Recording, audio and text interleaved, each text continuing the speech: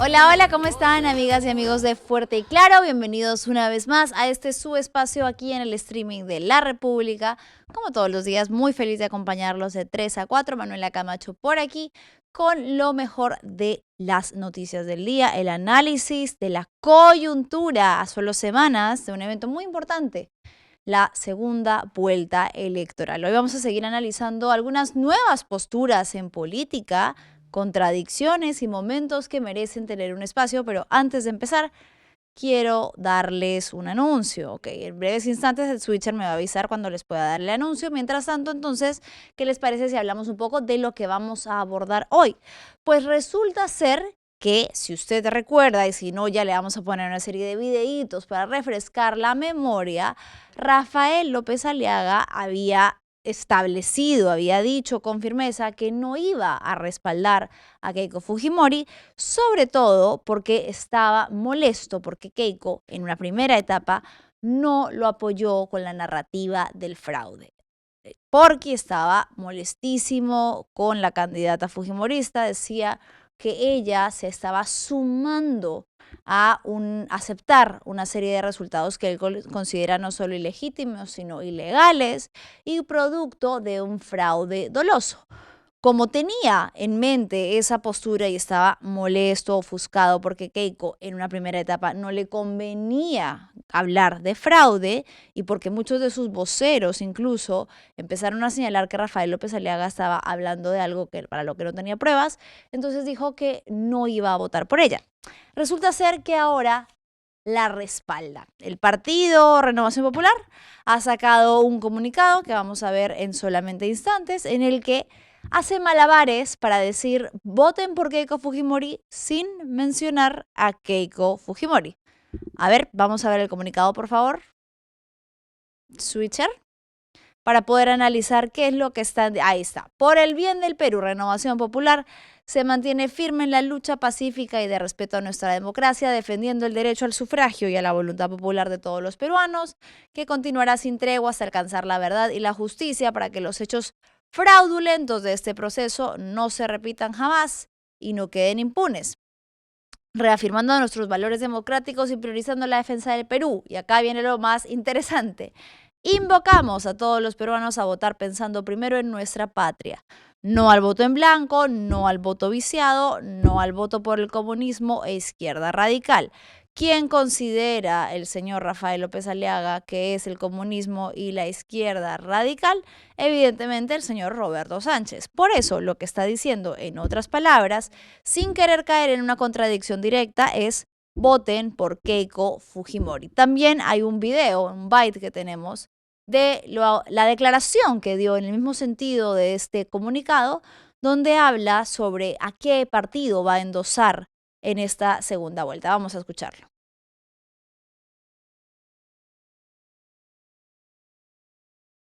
Quieren llevar a eso. Por eso es que hemos tomado la decisión. No al voto en blanco, no al voto viciado, no al voto por el comunismo e izquierda radical. ¡Viva el Perú! Muchas gracias. Muchísimas gracias a todos los medios de comunicación por su asistencia el día de hoy. De esta manera culminamos la conferencia de prensa. Muy buenas tardes. Con Norma Yarrow y con Muñante a su costado, dice casi que exactamente lo mismo que señala este comunicado. No menciona a Keiko Fujimori, a diferencia de otros partidos que sí toman una posición directa con respecto a la segunda vuelta, endose o voto crítico. Aquí él no lo dice, pero dice no blanco, no viciado, no izquierda. Por ende, 1 más 1 es 2, voten por Keiko Fujimori. Vamos a recordar los momentos en los que tuvo una postura muy crítica con ella, pero antes de eso, ahora sí voy a darles un anuncio. El Popular continúa con el coleccionable Cocina Fácil con Pollo, con más recetas deliciosas, juegos y sorpresas para disfrutar en familia. Conozcamos más en el siguiente video. Con arroz, en guiso o a la brasa, variedad y tu rico sabor de casa. Se luce y resuelve sin esfuerzo. Es el pollo que te salva el almuerzo. Nuevo coleccionable Cocina Fácil con Pollo. Deliciosas recetas para el día a día con el ingrediente que nunca falla. Además, diviértete completando los retos, sopa de letras, de números, laberintos y sudokus. Colecciona tus láminas desde este lunes 18 de mayo con tu diario El Popular. Bien, y ahora sí, entonces, ¿qué les parece si recordamos cómo hace muy poco tiempo, y estamos 26 de mayo, el 7 de mayo, en uno de los mítines que tuvo ante el Jurado Nacional de Elecciones, cuando estaba impulsando la narrativa de fraude y pidiéndole a este organismo electoral que desconociera los resultados, tuvo palabras para dirigirse específicamente a Keiko Fujimori? Dijo que ella perdería hasta con el panetón y que no se estaba dando cuenta que esta iba a ser la cuarta vez que perdería y le estaba haciendo un daño enorme al Perú. Vamos a escuchar lo que dijo. Usted sabe bien que va a perder las elecciones y usted sigue. Usted pierde con el panetón, señora. Es la cuarta vez que va a perder. Bueno, ahí está, lo dijo. Usted pierde hasta con el panetón, esta es la cuarta vez que va a perder, señora. Pero en ese momento su tono era otro, porque él estaba, como ya lo dije al inicio, muy molesto con la bancada de Fuerza Popular y con su lideresa, Keiko Fujimori, que no querían sumarse a decir que había habido un fraude, ¿no? Decían que había irregularidades que tenían que ser investigadas, pero que ya empezaban a tildar al Porky como de un poco de loquito, ¿no? Como decían, como ya esto se está saliendo de control, exigimos que se respeten los resultados electorales, que nos sorprendió mucho a las personas. Bueno, no sé si nos sorprendió, pero sí llamó la atención esta actitud o esta jugada de una carta democrática de los resultados electorales. Por supuesto que convenía también porque Keiko Fujimori ya estaba con más de un pie en la segunda vuelta. No ha sido el único momento en el que López Aliaga había puesto un condicional. Había dicho, si usted, señora Keiko Fujimori, no quiere perder mis votos, los votos de Renovación Popular y los votos que fueron para Rafael López Aliaga, usted tiene que reconocer que aquí ha habido un fraude. Estaba como condicionando ese respaldo de la votación o esa migración del voto a que ella lo apoyara. Vamos a escuchar lo que dijo. Keiko Fujimori dijo en las últimas horas que lo insta a que juramente para que haya un ella no puede estar, pues yo lo lamento es que ella sea cómplice de este fraude, ¿no? Cualquier persona eso es lo que le reclama justamente. O sea, tendría mucho más apoyo de Renovación Popular si ella reconociera que hay fraude acá, pues, que hay delito por lo menos. Ya, que no sea fraude ya, pero que hay delito sí hay, pues. Que va a apoyar a una comisión investigadora, ¿no? Para ver el delito de la OMPE, del Jurado Nacional de Elecciones. Si todo le parece bien y maravilloso, es cómplice de esto. Entonces, no es lo que yo diga. Mire, nosotros tenemos por lo menos 2,5 millones de votantes, ¿ya? De votos inclusive. Entonces, ella está perdiendo ese voto por ser parte de esta farsa. ¿Qué cambió entonces de hace solo 3 semanas al día de hoy, que Renovación ha decidido que sí va a respaldar a Keiko Fujimori? Bueno, es evidente, creo yo, que era un poco esperable, ¿no?, que el voto de López Aliaga y el voto de la derecha iba a ir a una tendencia de votación de un partido de derechas, ¿no? Pero sí, nuevamente, es el tema de la palabra del señor Porky, que afirma con total convicción cosas en las que luego, o de las que luego, se desentiende, como asegurar que no iba a votar por ella a menos de que respalde su narrativa de fraude. ¿No lo hizo o cambió algo? ¿O sí lo hizo en la interna? ¿O ha habido algún tipo de acuerdo? ¿Qué ha pasado en la interna para esta reconciliación? Que no sé si es del todo una reconciliación. A Porky no se le ve muy contento de estar señalando que voten por Keiko. Aparentemente no lo hace con absoluta convicción o en 12. Para hablar sobre todo esto y mucho más, ya está conectado Alonso Cárdenas, quien es docente de Ciencias Políticas de la Universidad Antonio Ruiz de Montoya y politólogo, amigo de la casa. Alonso, ¿cómo estás? Muy buenas tardes. Hola Manuela, muy buenas tardes. Muchas gracias por la invitación. A ver, dame un segundito que me arreglen aquí el audio para poderte escuchar. Te agradezco enormemente haberte conectado con nosotros esta tarde. A ver si ahora sí está un poco mejor el audio. ¿Me escuchan bien? Ahora te escucho bien. Bien, Alonso, veíamos algunos videos en los que Rafael López Aliaga pues cae en alguna contradicción directa con sus dichos de hace tan solo 2 semanas, en las que decía, afirmaba, ¿no?, que no iba a votar por Keiko Fujimori, no iba a respaldar a la candidatura de Keiko Fujimori, a menos de que ella hablara de un fraude o por lo menos reconociera que se habían cometido delitos. Ahora, aparentemente, ante una situación en la que ya ellos están fuera de carrera y en una segunda vuelta Roberto Sánchez versus Keiko Fujimori, pues como que casi que obligado quizás ha tenido que salir a decir, no ha querido mencionar a Keiko, pero ha dicho no voten en blanco, no viciado, no comunismo, de lo que ellos comprenden comunismo, no izquierda radical, entonces, ergo, voten por Keiko. Bueno, efectivamente, ¿no? Yo creo que acá hay dos variables que es importante analizar. La primera, que esta conducta de contradicciones no es la primera vez que sucede. Recordemos que cuando él era alcalde de Lima, prometió en cámaras que no iba a dejar la alcaldía para postular a la presidencia. Y hace muy poco, en otra entrevista televisiva, señaló que pues se llevaba muy bien con López Chao, ¿no? Que tenía una muy buena relación con algunos integrantes de Juntos por el Perú y que no descartaba efectivamente una alianza, ¿no? Yo creo que estas contradicciones se condicen con la actitud política que López Aliaga ha mostrado en los últimos años. Y acá viene la segunda categoría de análisis, ¿no? López Aliaga, a diferencia de otros candidatos, por lo menos toma una posición, ¿no? Dice, no al voto viciado, no al voto en blanco, ¿no? Entonces, eso creo yo que es rescatable de Renovación Popular, ¿no? Porque en escenarios límite, uno tiene que tomar una posición, no puede ser pues el Poncio Pilatismo, como se le conoce, ¿no? Claro, Y esto no lo digo yo, lo dice Mario Vargas Llosa en un libro que se llama El pez en el agua, que ante escenarios límite uno tiene que tomar una posición. Y bueno, ya olvídese lo que dice la Biblia sobre los tibios, ¿no? sobre todo si eres una agrupación política, ¿no? Como en el caso del Buen Gobierno, de Jorge Nieto, o el Partido Morado, que ambos han dicho ni A ni B, los dos son extremos, viciaremos voto. Es un poco irresponsable, cobarde, no querer asumir una postura siendo una agrupación política que moviliza votantes y que tiene que establecerla, por más de que sea una elección sumamente complicada, ¿no? ¿No crees eso?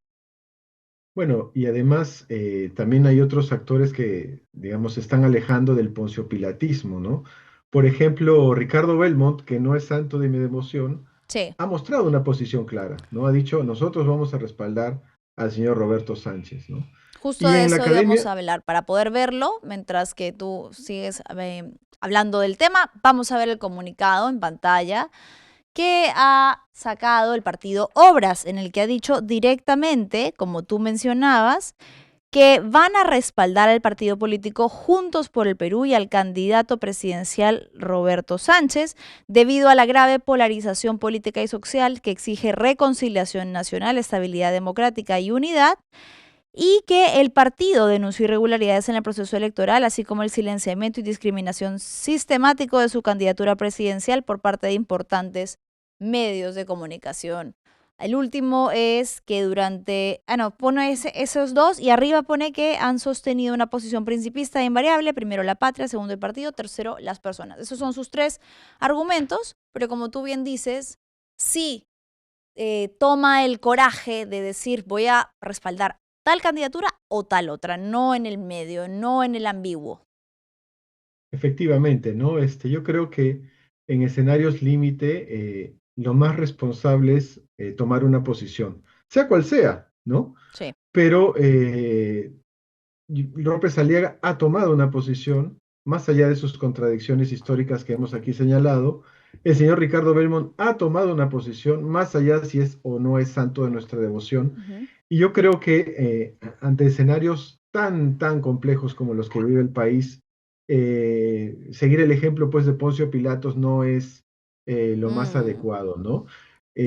Así que yo creo que otros actores, por ejemplo, en la academia, también han fijado una posición. No sé si has visto el tuit del señor, del profesor Steven Levinsky, donde, digamos, en concordancia con la postura que ha estado tomando en las últimas elecciones, señala pues que el mal mayor es Keiko Fujimori, que además ahora tiene el apoyo de Washington, y que él apoyaría, digamos, a pesar de todas sus falencias y todas sus limitaciones, al señor Roberto Sánchez, ¿no? Entonces llega un momento en que el ponciopilatismo pues se agota, ¿no? Y yo creo que ese momento es ahora, ¿no? Entonces uno puede tomar una posición por A o por B, pero creo yo que ante escenarios límite, en una situación catastrófica del país, el ponciopilatismo, desde mi perspectiva, no es la mejor alternativa, ¿no? ¿Hay algo en lo que coinciden estos partidos políticos y estas figuras políticas o académicas o desde diversos ámbitos que deciden rechazar la candidatura de Keiko Fujimori? Y es en su preocupación por el copamiento de poderes que podría como completarse del todo de alcanzar la presidencia. Ella ha dado unas declaraciones recientemente en las que de manera, para mí, francamente descarada, ha dicho que quien ha gobernado en los últimos 25 años ha sido el antifujimorismo y ha señalado que si bien han sido oposición, no han sido obstruccionistas, algo que es fácilmente rebatible viendo, por ejemplo, cómo actuaron en contra de Jaime Saavedra por bajarse la reforma educativa, con otros ejemplos, como por ejemplo la frase famosa, no me importa si se perjudican 100 o 1000. Recientemente, la confesión de parte básicamente de Miki Torres diciendo que complotaron por bajarse a un presidente elegido democráticamente, nos guste o no quién era este. Vamos a escuchar lo que ha dicho Keiko Fujimori y regreso con tu análisis. En los últimos 25 años ha gobernado el antifujimorismo. ¿Okay? Yo hago la excepción con el segundo gobierno del presidente García, que tuvo un mejor gobierno que el primero. Sí. Pero yo no he sido presidenta todavía. ¿Okay? Quiero dejar eso bien en claro. Es verdad que en el año 2016 se tuvo una mayoría importante, pero al gobierno del señor Kuczynski, las leyes como el voto de confianza, la ley de presupuesto, que es la ley más importante, pero lo más importante, facultades. Con facultades un gobierno puede aprobar todas las reformas que quiera sin consultar al Congreso. ¿Okay? Se le dio facultades por 90 días, entonces tuvieron las herramientas para hacerlo. ¿Okay? Es verdad que fuimos confrontacionales, pero no fuimos obstruccionistas. No ha sido obstruccionista, dice la señora Keiko Alonso. Bueno, la verdad es un poco complejo tratar de analizar unas declaraciones que están tan alejadas de la realidad y con una abundancia de pruebas tan tremenda, ¿no? Inclusive las propias palabras de la señora Keiko Fujimori después de la elección del 2016, recordarás, donde ella claramente señala: yo voy a gobernar desde el Congreso, ¿no? Cito textualmente sus palabras. Y eso ha sido lo que ha acontecido del 2016 para acá. La señora Keiko Fujimori ha gobernado desde el Congreso a Pedro Pablo Kuczynski con la complicidad de PPK, hay que decirlo, pues lo tenía como un títere, ¿no? Como una muñeca de trapo, hacía prácticamente lo que quería. En la elección del señor Pedro Castillo, si bien no es cierto que no tenía mayoría en el Congreso, pero sí tenía sus satélites, ¿no? Digamos, Avanza País, el mismo Renovación, Podemos, el acuñismo y, para sorpresa de muchos, Perú Libre, ¿no? Que se convirtió pues en el fujicerronismo, y eso le ha pasado factura, también hay que señalar al señor Cerrón, de convertirse en un mayordomo de Keiko Fujimori, ¿no? Entonces, en el primer gobierno de PPK tuvo una mayoría aplastante, y en el segundo, el corazón de la oposición que se construyó en el Congreso era el fujimorismo rodeado de satélites, ¿no?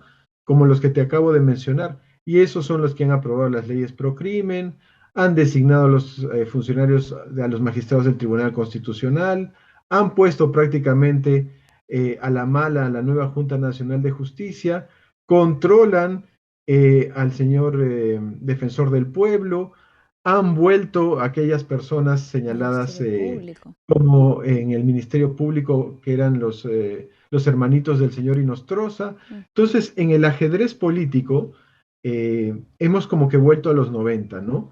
Hay delfines y, digamos, alfiles del fujimorismo en prácticamente todas las instituciones del Estado, ¿no? Lo último que les faltaría para el jaque mate democrático sería la presidencia de la República. Y eso es lo que hacen mención diferentes analistas, diferentes académicos, donde pues ya prácticamente todo el poder quedaría en una misma bancada, ¿no? Eso sin desmerecer todas las críticas válidas que se le hacen a Juntos por el Perú, ¿no?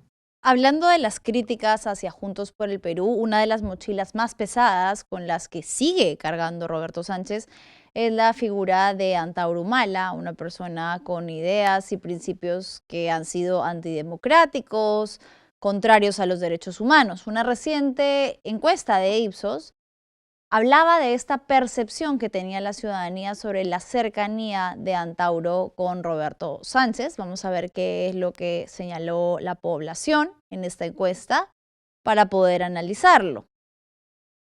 A ver, chicas, si me ponen la encuesta en la pantalla, por favor. Bien, ahí está. Entonces decía, de ganar las elecciones Roberto Sánchez, la participación en el gobierno de Antauro Humala sería un aporte positivo o negativo. Solo un 19% decía que era positivo, mientras que un 66% lo señalaba como algo negativo, 15% no precisaba. Y del porcentaje que votó por Sánchez en la primera vuelta, estaba más o menos dividido, ¿no? De hecho, cambia mucho la tendencia y lo considera algo positivo, un 45% de quienes ya respaldaron a Sánchez, y un 34% lo considera negativo. Entonces, ahí podemos ver que para quien desde el comienzo, con convicción, probablemente votó por Sánchez, Antauro nunca fue un problema. Sin embargo, para los indecisos que ahora están evaluando su voto, sí lo es, con miras a la segunda vuelta. Bueno, efectivamente, ¿no? Esto es una señal del problema estructural que ya hemos discutido varias veces en tu programa, donde has tenido la generosidad de invitarme, de la debilidad estructural del sistema de partidos, ¿no? Juntos por el Perú parece pues una suma de políticos independientes, ¿no? Que se han subido a una combi electorera y que con esa combi electorera destartalada piensan llegar al 2026, ¿no? Al 28 de julio del 2026. Desgraciadamente no es lo mejor, no hay, digamos, salvo limitadísimas excepciones, militancia, no hay una identidad programática clara, no hay una organización, no hay, digamos, en fin, todo el aparato que requiere pues un partido político, ¿no? Eso no hay, ¿no? Y Antauro Humala es la consecuencia de esos ríos profundos, si me permites la expresión, ¿no? Pero yo creo que ahí el liderazgo político que debe asumir Roberto Sánchez debe ser claro, ¿no? Decir, bueno, Antauro Humala es un colaborador, nos ha ayudado muchísimo en la primera vuelta, pero ahora estamos en otro momento político, que es un momento político de construir alianzas, ¿no? De abrir el abanico, y bueno, actualmente el señor Antauro Humala no es un vocero calificado para dar declaraciones por Juntos por el Perú, ¿no? Y así poder atraer sobre todo a los votantes indecisos, que son los que finalmente van a dirimir esta elección que pues está bastante ajustada, ¿no? Sí, lo que considero que va a ser complejo de eso es que Antauro es un poco un tiro al aire, ¿no? Un día sale a decir una cosa, luego otra, y hablamos de las contradicciones de Rafael López Aliaga, y también las hay al interior de Juntos por el Perú, mientras que Roberto Sánchez se ha desvivido desde que ya está un poco más claro su pase a segunda vuelta en decir lo que tú bien señalas, que no pertenece al equipo, que no es un vocero clasificado, que no va a tener nada que ver. Antauro sigue diciendo que sí ha estado muy cerca de Roberto Sánchez. De hecho, quiero que veamos este video en el que aseguró que incluso le habían ofrecido ministerios, pero que era él el que no estaba interesado en ocuparlos. A ver, vamos a escuchar lo que dijo. Nosotros no hemos propuesto ni un cargo, no hemos pedido ni un cargo. De ellos, el mismo Roberto, en cierre de campaña en la Plaza 2 de Mayo, públicamente nos ofreció la titularidad de defensa, creo que del interior. Yo lo he agradecido públicamente y lo he anotado. pero no lo exigimos. Entonces, Sánchez, que dice que no, que Antauro fue un invitado, que él tiene sus ideas del etnocacerismo y del nacionalismo para su partido en las que no coinciden, y Antauro, que a esta altura de la campaña viene a decir, sí, él me ofreció un ministerio, me ofreció 2, creo, defensa, creo, no me acuerdo, pero yo le dije que no. ¿Cómo lo deja? Bueno, sí, efectivamente ese es el gran tema, ¿no? La debilidad estructural del sistema de partidos, ¿no? No hay una línea orgánica, no hay una definición ideológica, es la suma de voluntades independientes, pero desgraciadamente, para bien o para mal, esa es la oposición que actualmente existe para el fujimorismo y muchas personas van a votar por Roberto Sánchez no por convicción, No. sino por una posición claramente antifujimorista, ¿no? Otros lo harán porque efectivamente tienen temor de que el fujimorismo controle prácticamente todo el aparato público y no haya pues un mínimo, una Contrapeso. expresión mínima de contrapesos. Otros viciarán su voto, dirán pues ninguno de estos dos me representa.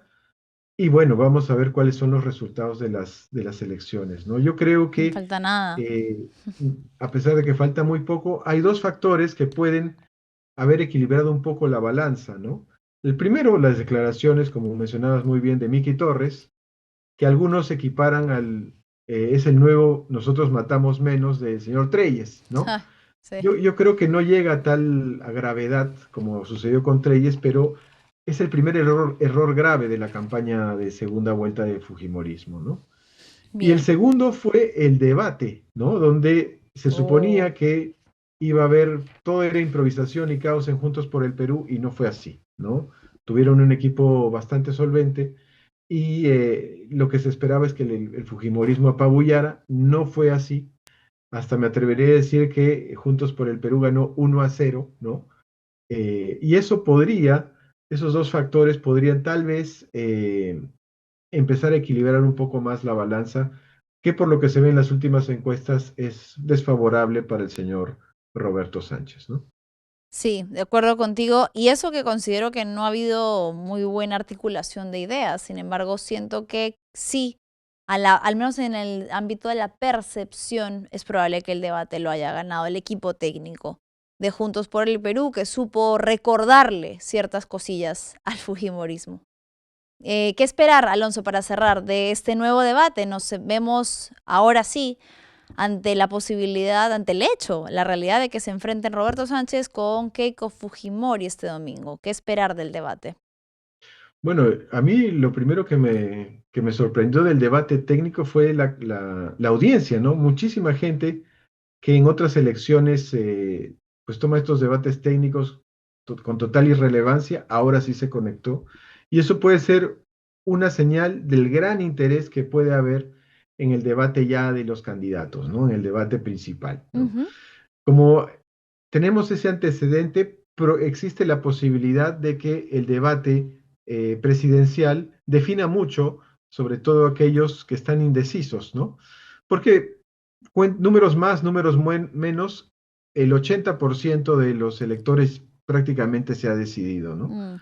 Entonces, ese 20% que está en indeciso, tomando en consideración que las últimas elecciones en el Perú han sido muy ajustadas, pueden ser la diferencia, ¿no? Y me imagino que los asesores de la señora Fujimori y los asesores del señor Roberto Sánchez están apuntando justamente a atraer a esos indecisos a sus respectivas tiendas políticas, ¿no? Bien, bien, correcto, de acuerdo en que así será. Alonso, vamos a ver entonces qué podemos esperar de este último debate ya en la previa a las elecciones, que son en 2 semanas, donde nos la jugamos, un partido muy importante. Muchísimas gracias por tu tiempo y por siempre estar conectado aquí en Fuerte y Claro. Muchísimas gracias por la invitación. A ti, ha sido Alonso Cárdenas, docente de Ciencia Política de la Universidad Antonio Ruiz de Montoya, a quien agradecemos el tiempo.